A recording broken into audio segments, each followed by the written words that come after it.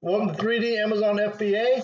Today we are going to see the top stores where I made the most money in 2021. I'm going to do a couple more videos like that as we start off this year to give you guys some ideas of what to look for. Like, I did a video the other day, my top selling items. I want to do the top categories tomorrow, give you guys some ideas of what you should do for 2022. And I'll drop some information on each store as we go through it, like always. So before I get into it, make sure you guys like, share, and subscribe to the channel. I really appreciate it. All right, let's get into the video. So, as you guys know, if you've been watching me, I do a ton of business at Walmart. And you can see here, I sold 7,518 units at Walmart. I did do some merchant fulfilled from some stuff there. And this is how much I spent in merchant fulfilled shipping. I got $120,000 in revenue from Walmart, which is actually 26% overall, and I profited $22,530 from Walmart through the entire year, 50% ROI. So that's decent. 50% return on investment. For those of you that don't know, that basically means for every dollar I spent at Walmart, I got back $1.50. And I currently have 471 items on hand. I actually need to do some heavy Walmart sourcing tomorrow. I've kind of taken a break because they've jacked up all their prices here. So that is something to look at if you have replens like I do. Make sure you're watching the prices. In the last 12 months here in California, Walmart's raised their prices on 3 separate occasions.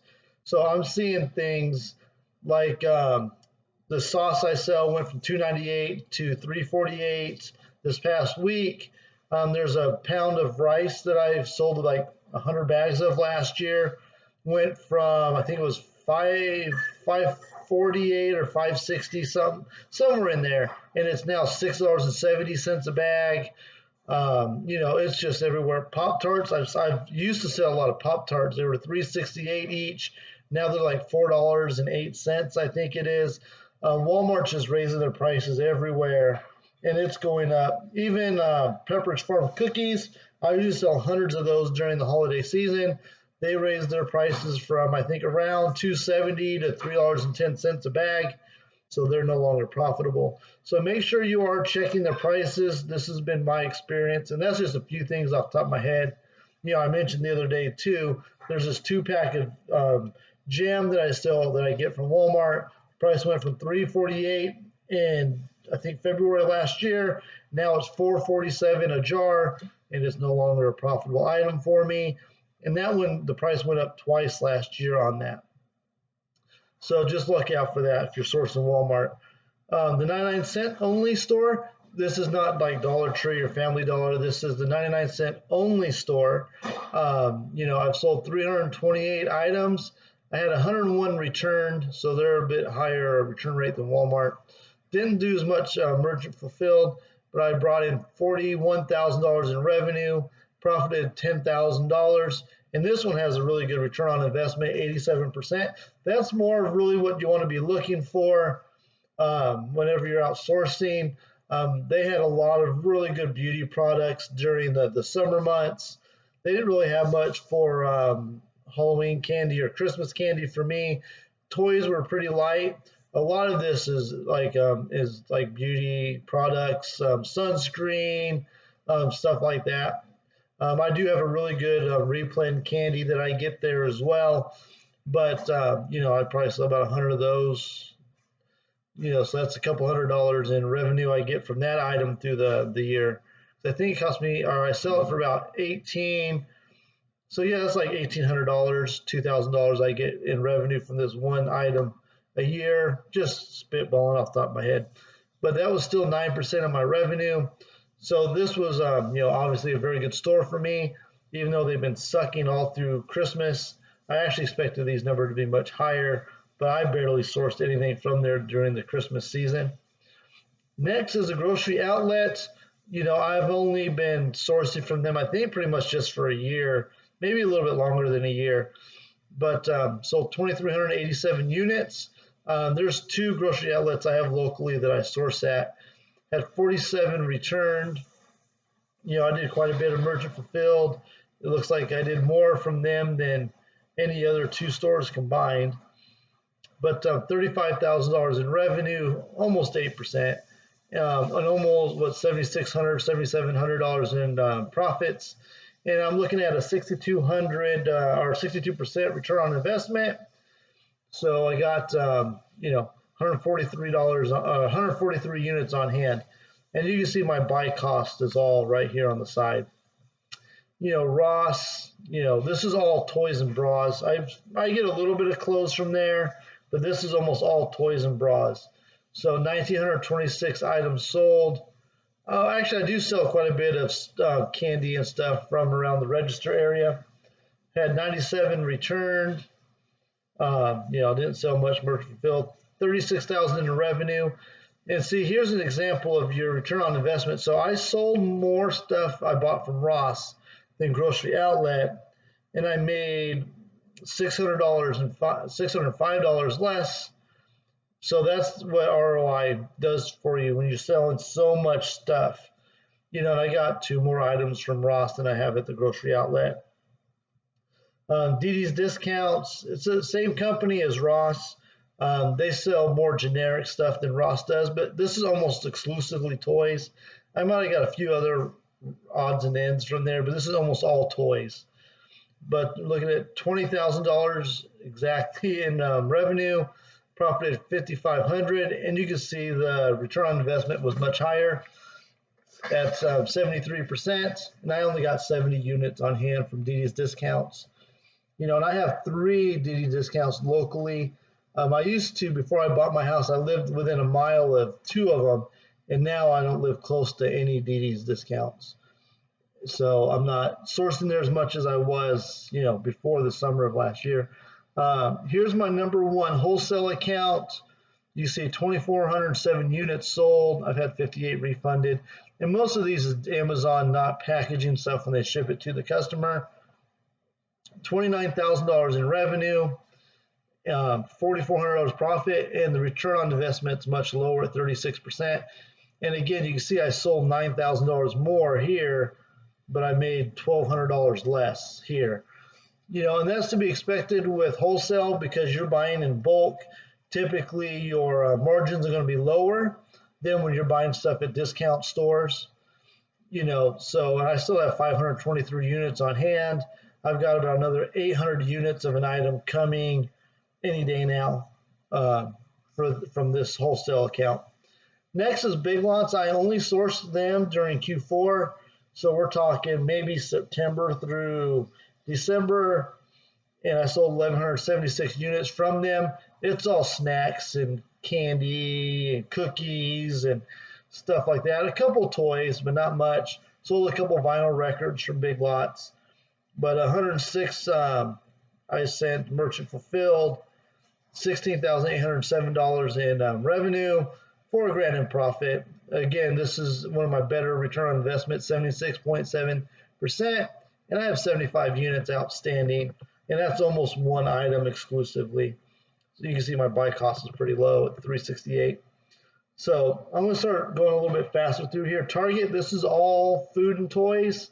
I don't source anything else from Target, but $20,000 in revenue, almost 50% return on investment, about $4,000 profit. And this is almost all toys and mainly candy like Christmas and Halloween candy, maybe some Valentine's Day candy early in the year. Trader Joe's, these are all replen items.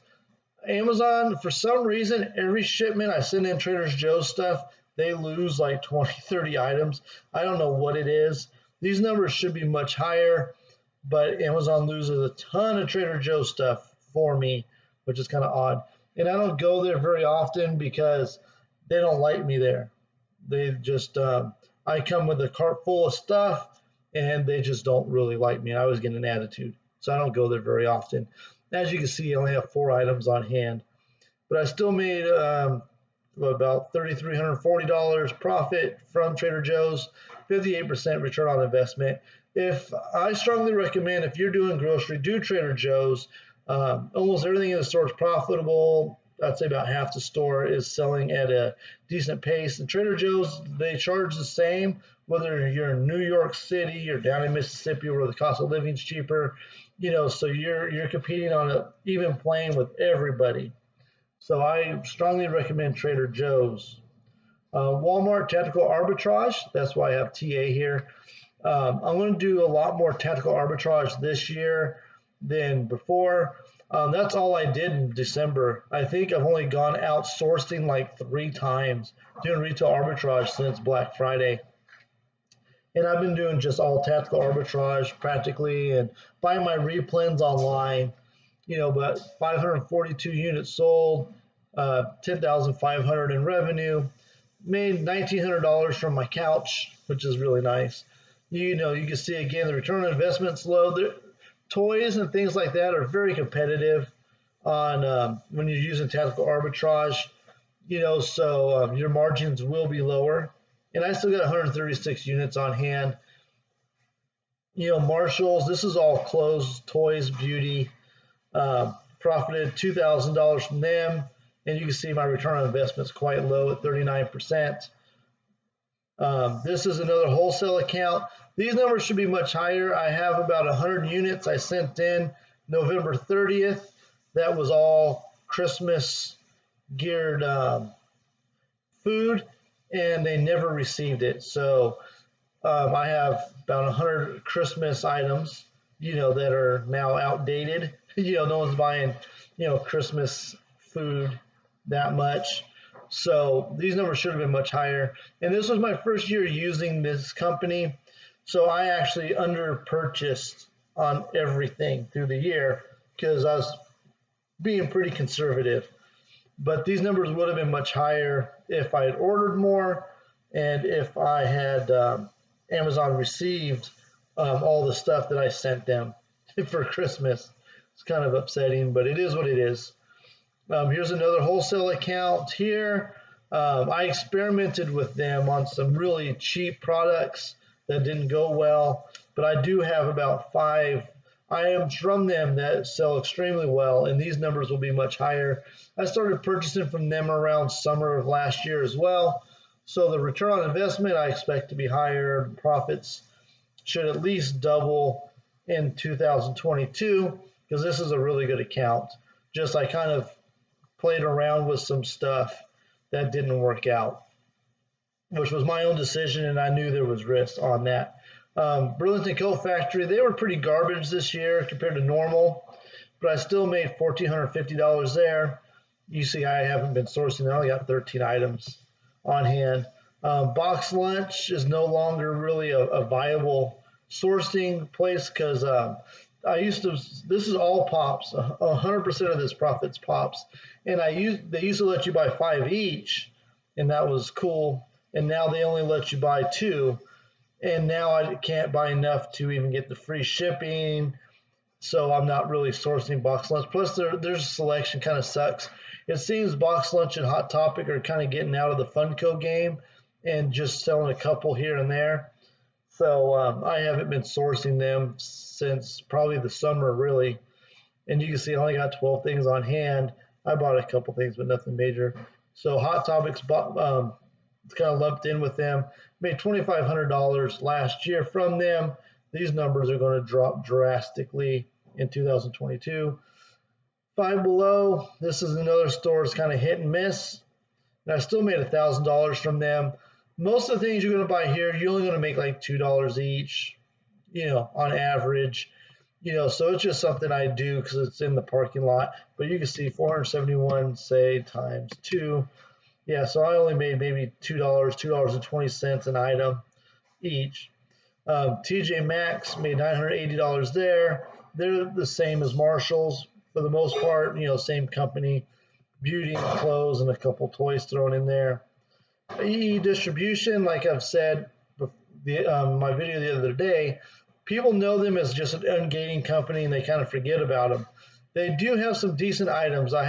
You can see I made $939 from Entertainment Earth last year. Almost all that's off one item. I had 2 items I had bought a couple hundred of. I bought, I think, 200 of one and 100 of another. And the one I bought 100 of, the price tanked, and I made like 50 cents each, about 100 times. So that's why my return on investment's so low. In the 59, they had something that went on clearance that they just received about 2 days ago, so it's being redistributed. And I sold one of them because I had actually bought 60, and it cost me like $18 each, and I profited $20 off the one toy. And the price isn't dropping, so this $59 should be $20 profit 59 times, unless the price drops. Chewy's, I have 3 replens I get from Chewy's, extremely low return rate, and these are all bundles. Chewy's, I'll tell you, the arbitrage, they're kind of hard to scan because it does pictures, not UPCs. But, you know, they're really good for bundles if you don't mind taking the time and searching that out, because it is kind of time consuming. But that was another $937 profit, almost 40% ROI. And the stuff I sell is actually quite heavy. You know, so that's something that you should factor in if you're going to look for these pet food bundles. But, you know, I'm going to keep going with the stuff that I get from them, and I don't know if I'll branch out much. The key with Chewy's is you need to use where they resend you the same stuff every month, and they'll give you a 5% discount. You can cancel it anytime. You can push it out to a further date. They even remind you, oh, you got your auto ship coming in 2 or 3 days or whatever it is, and you can delay it if your product hasn't sold out yet. Another barbecue wholesale account I have, sold 324 units, made almost $900 on this item. So that's just one item there. GameStop, I do a little bit here and there. Again, they're extremely competitive, and their prices drop pretty quick on things, so you have to be on top of it. So the ROI, this I think is my worst ROI except for my wholesale account up here. And made $860 from GameStop, and this is all online. I source this stuff while I'm sitting on my butt watching TV.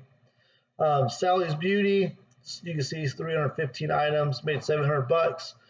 Most of the stuff I get from them, I make $2 or $3. On Black Friday, they had some amazing promos. So this number, I've probably already made about this much, or will make with all the stuff I've sent into them. I've got about 8 boxes being delivered today, and I have some more stuff I just bought like 2 days ago that hasn't shipped yet. So this Sally's Beauty should jump way up here somewhere into next in 2022. Here's another wholesale account. Their systems got all wonky, like they tried to redo them and it didn't work very well, and it just wasn't worth the effort for me to keep going into them because they raised their prices on their products. But I still made $520 off of them, you know, low return on investment. But again, it's wholesale, so it's to be expected. You know, FYE, you know, $370 profit. Another wholesale account that went bad at the end of the year. I had about 30, 40 bottles left, and like 10 people jumped on the listing and dropped the price for a loss. So I haven't purchased from them except for the one time, but still I made $356 on what, say 4 or 5 hours of work, you know, including shipping stuff into Amazon and all that. Another wholesale account, the only thing I bought from them that was ever profitable, the price dropped and the return on investment's like 10% now. So I haven't repurchased, you know, in Walmart, I don't know. I just have some stuff that's a replen that doesn't have a hyphen on it. So that's $305 profit. You know, Target Tactical Arbitrage, $234, terrible return on investment. I keep sourcing from them, and I really should stop. Because people are so competitive on Target, the prices drop before I even receive the stuff most of the time. But I keep trying, and this is something I want to do less of in 2022. And then the rest is just odds and ends, nothing really worth talking about. You know, so that's what I did in 2021 to make my income and living for my family. I gave you guys little tips here and there.